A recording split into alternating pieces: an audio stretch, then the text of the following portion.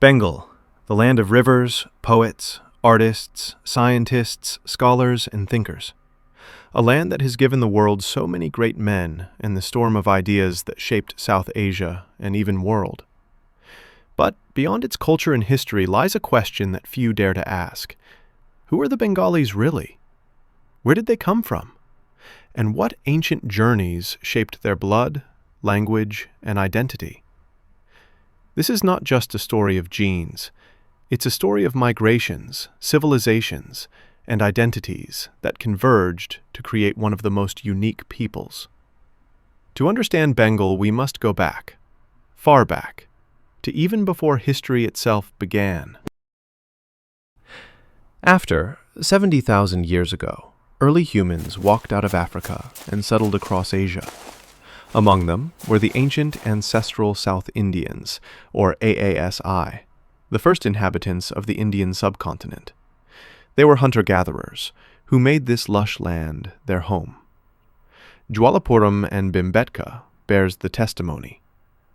Later, during 7,000 to 9,000 years ago, came the Iranian-related farmers from the northwest, people who brought agriculture and early civilization.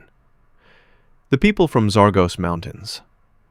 When these two ancient groups mixed, they formed the genetic foundation of all South Asians. Modern geneticists like David Reich and Vagesh Narasimhan call this blend the Indus Valley genetic core, the ancestors of most Indians today. Long before history, Bengal was already inhabited. Archaeological finds from Susunia Hill in Bankura, Pandurajar Dibi near Ajay River, and the Chiran site across the Ganges Valley reveal tools and pottery dating back 4,000 to 5,000 years. Microlithic and Neolithic artifacts suggest human presence as far back as 8,000 years ago. Human settlements from as early as 42,000 years ago has been confirmed from the stone tools found at the foot of Ayodhya Hills in Bengal. These early settlers lived by the rivers, hunting, fishing, and gradually learning to grow rice. In them, we find the echoes of the AASI, ancient Ancestral South Indians, the subcontinent's oldest population. They are, quite literally, the first Bengalis, the first to call this land home. The name Banga, or Vanga, appears in ancient Sanskrit texts. Even the Rig Veda mentions it among the eastern tribes. Later inscriptions and Puranas speak of Vanga, Samatata, Rar, and Gauda, regions that together formed early Bengal. Greek and Roman geographers, like Ptolemy, called it Gangaradai, the land of the Ganges Delta, famous for elephants and rivers. The army of Alexander revolted and refused to proceed against Gangaradai, or Bengal. They were scared to the bone after gathering information about the might of Bengal. The history is from Greek sources and interpreted most logically. The word, Bangla, modern identity, likely descends from this ancient Vanga, evolving over millennia.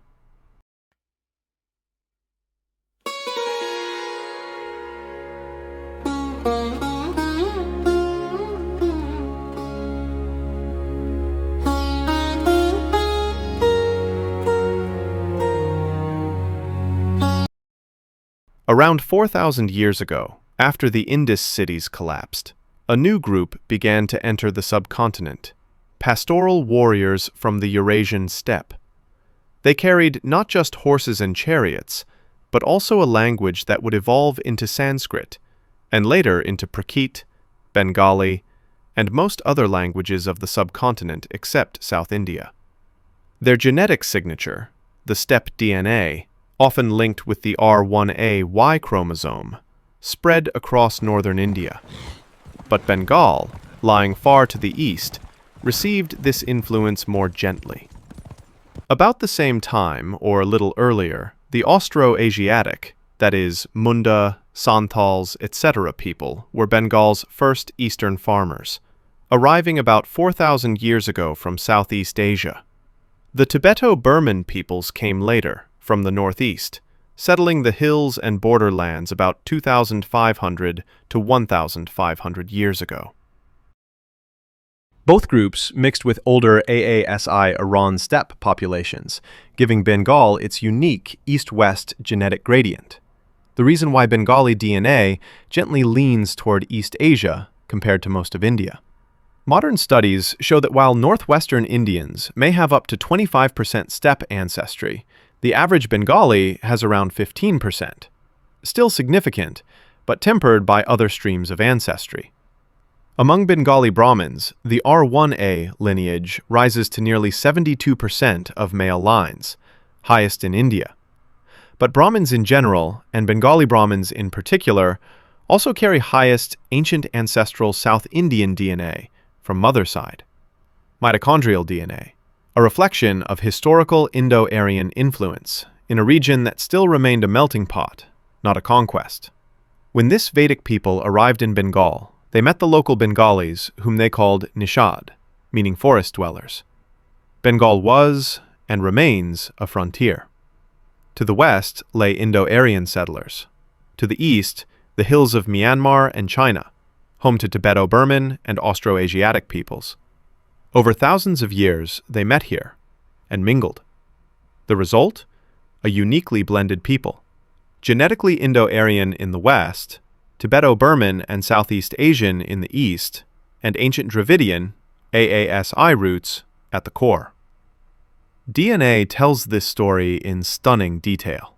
In the maternal line, passed from mother to child, Bengalis carry mostly South Asian haplogroups M and U, but also traces of East and Southeast Asian mitochondrial DNA haplogroups like F, B, D, and Z, especially among people from the Chittagong Hill Tracts and northern Bengal.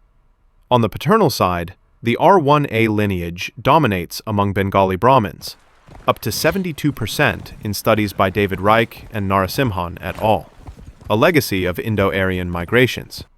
But in tribal and hill populations, O2A and D haplogroups, typical of Austroasiatic and Sino-Tibetan peoples, are more common.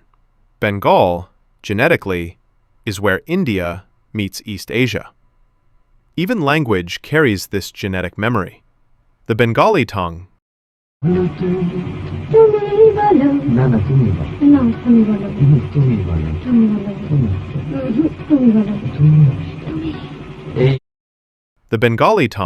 though descended from Sanskrit, carries a soft rhythm and phonetic simplicity, absent in Western Indo-Aryan languages. Some linguists trace this to ancient contact with Austroasiatic speakers, the ancestors of the Mundas and Tibeto-Burmans, who live and lived in eastern Bengal.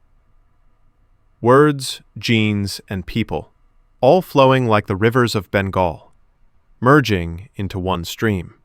You may be surprised to know that Rig Veda contains lots of Mundari words. Especially, all agricultural terms are Mundari origin. This simple information confirms whom the Indo-European people met after reaching this subcontinent, and confirms the place of Austroasiatics in oldest layer of human settlers in India and Bengal. Compared with the rest of India, Bengal sits, genetically, at a crossroads. While North Indians lean more toward steppe ancestry, and South Indians more toward ancient AASI and Dravidian roots, Bengalis fall in between.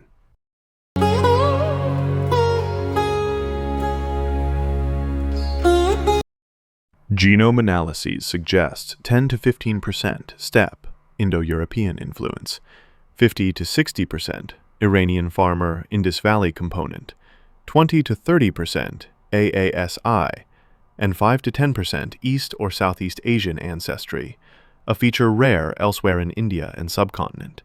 This eastern gene flow came from Tibeto-Burman and Austroasiatic migrations from Myanmar and Southeast Asia, making Bengal a bridge between India and the Far East.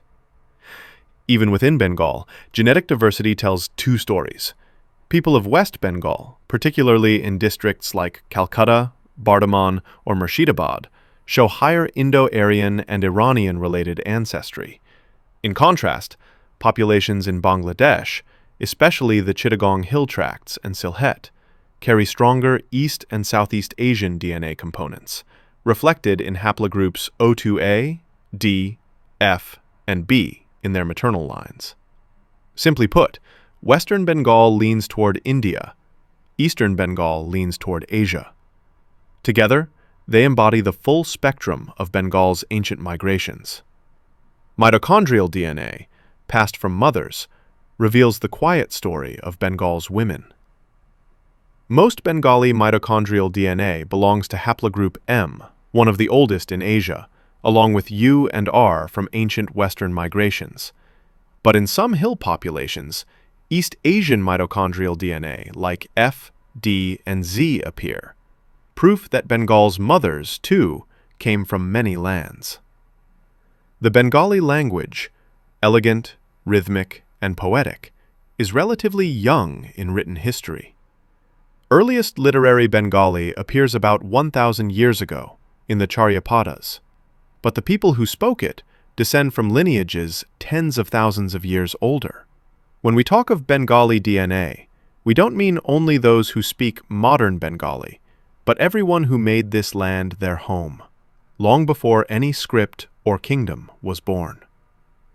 Even today, Bengal's diversity lives in its tongues.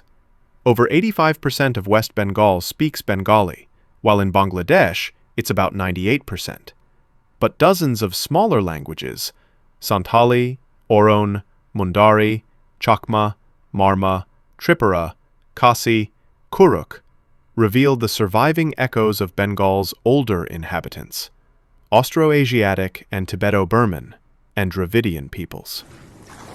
Today, many of the world and Indian languages are spoken in Bengal. Besides English, Armenian, French, Portuguese, Arabic, Hebrew, Farsi, Nepali, and Chinese, for example.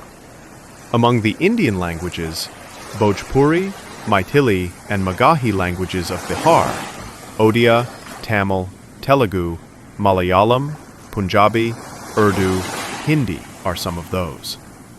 In West Bengal, English is the state language besides Bengali. Hindi, Urdu, Telugu, Punjabi, Mundari, and Nepali enjoys the official language status. The genetic diversity we see today mirrors this linguistic harmony.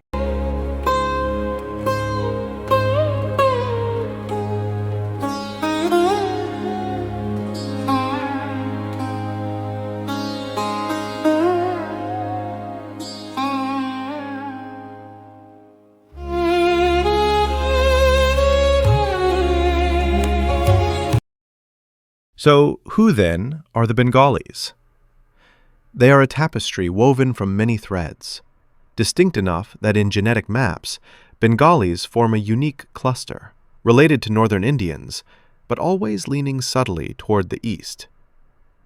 The DNA of Bengal is not a code of division, it's a poem of unity. It reminds us that identity is never pure, it's always shared. Bengal has always been a land of synthesis, where ideas, races, and faiths merge like rivers into the sea. In Bengali cells lies not one story, but the story of humanity itself. And perhaps that's what makes Bengal's spirit so unique, so timeless.